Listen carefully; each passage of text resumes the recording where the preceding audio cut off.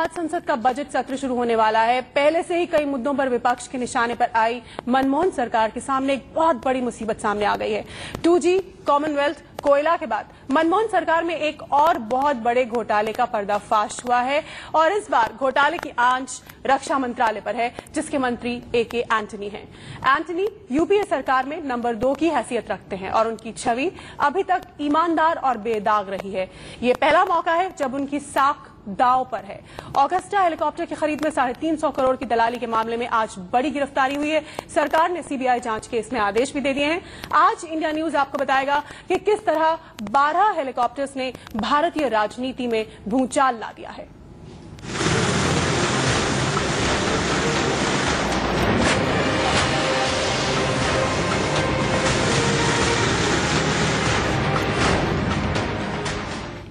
$350 करोड़ की दलाली, इसमें 3 ऐसे लोगों के नाम सामने आए हैं जो भारतीय हैं। कौन है ये 3 भारतीय? ये भारतीय ऐसे रसूखदार हैं कि इन्होंने रक्षा मंत्रालय के टेंडर की पूरी लिस्ट बदलवा डाली। आइए देखते हैं कौन है ये 3 लोग।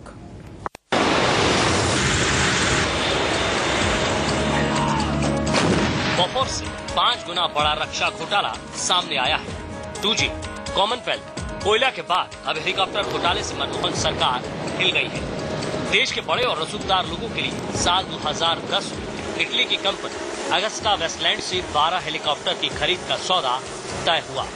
इस पूरे सौदे में 350 करोड़ की दलाली के आरोप हैं। 350 करोड़ की दलाली 3 लोगों के बीच बटी। ये 3 लोग कौन हैं? संजीव त्यागी कौन है? संजीव वो शख्स है जिसने रक्षा मंत्रालय के टेंडर की पूरी शर्त बदल दी। शक है कि अगस्टा के कथित एजेंट गुड्सो हास्के ने इसके साथ मिलकर हेलीकॉप्टर की खरीद के लिए जो शर्तें थी उसे कम कर दिया। सूत्रों के मुताबिक संजीव को इसके बदले में रिश्वत मिली। सूत्रों के मुताबिक संजीव एक वायुसेना अधिकारी का बहुत करीबी है। ये जूली कौन है? जूली दिल्ली का एक बहुत बड़ा बिजनेसमैन है। सूत्रों के मुताबिक वो संजीव त्यागी का बहुत करीबी रिश्तेदार है। तीसरे नाम का खुलासा नहीं हुआ है। शक है कि ये कोई बड़ा अधिकारी हो सकता है।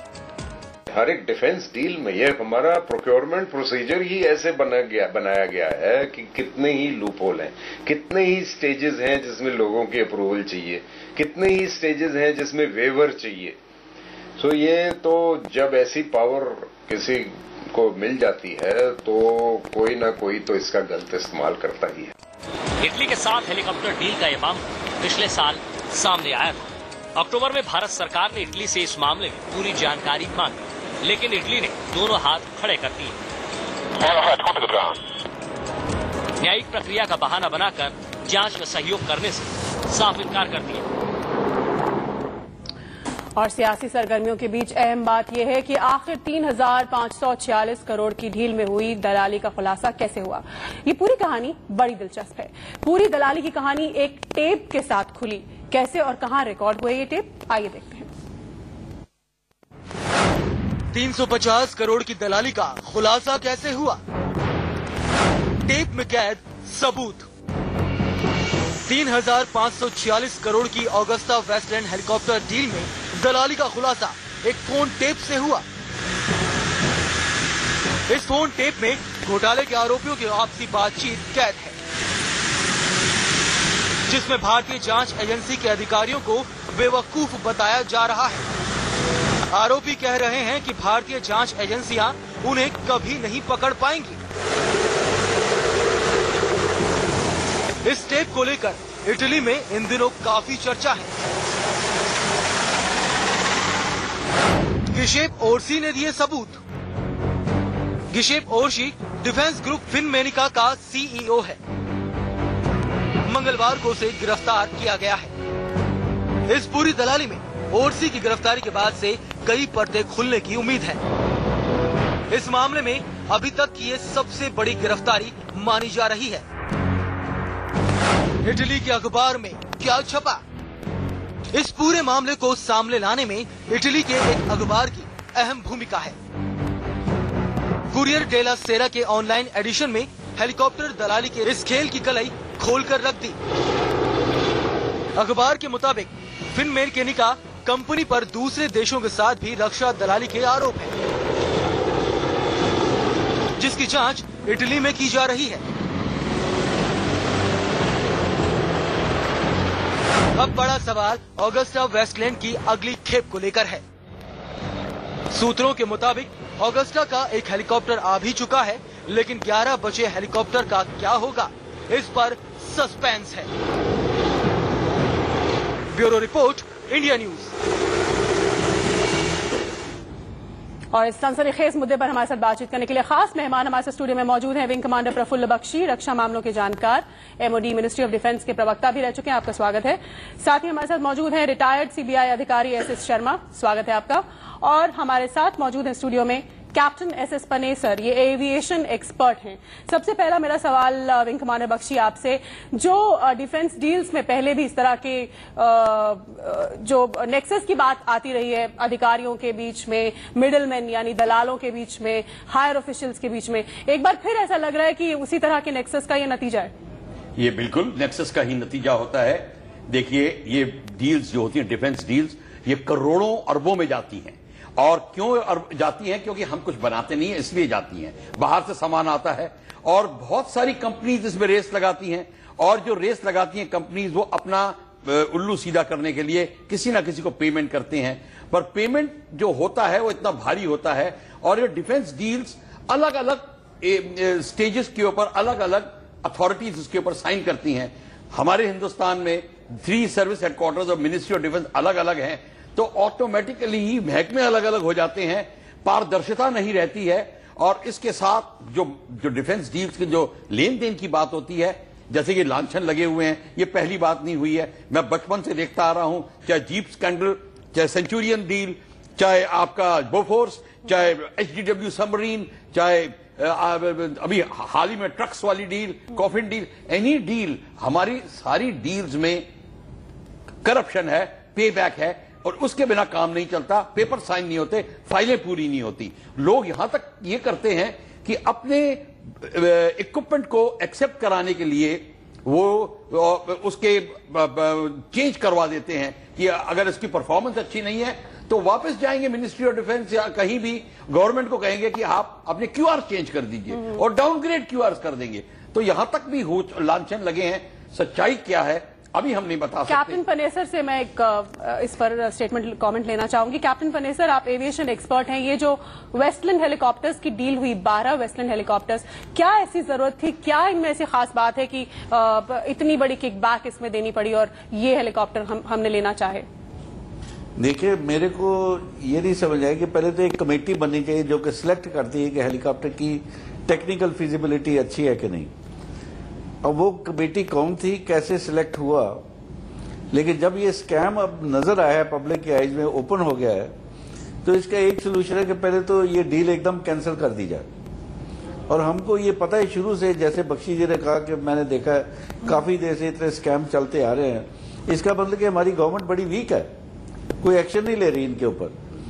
लेकिन एक टाइम आ गया कि अभी इन स्कैम्स को रोकने के लिए या तो गवर्नमेंट स्ट्रांग हो या फिर पब्लिक कोई ऐसी मूवमेंट चलाए ताकि इनको जो करप्ट लीडर हैं। शर्मा जी उन्होंने बात की कि इस पर कोई एक्शन पहले क्यों नहीं लिया गया।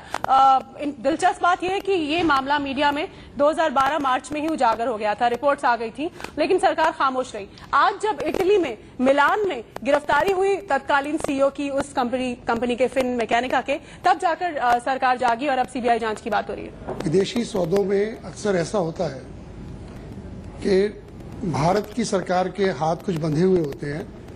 वो इमीडिएटली किसी भी तरह की इंक्वायरी अनाउंस नहीं कर सकते जब तक कि जिस देश में सौदा हुआ है उस लैंड के लॉ को पहले एनफोर्स करना होता है, उसके बाद हम लोग कोई एक्शन ले सकते हैं।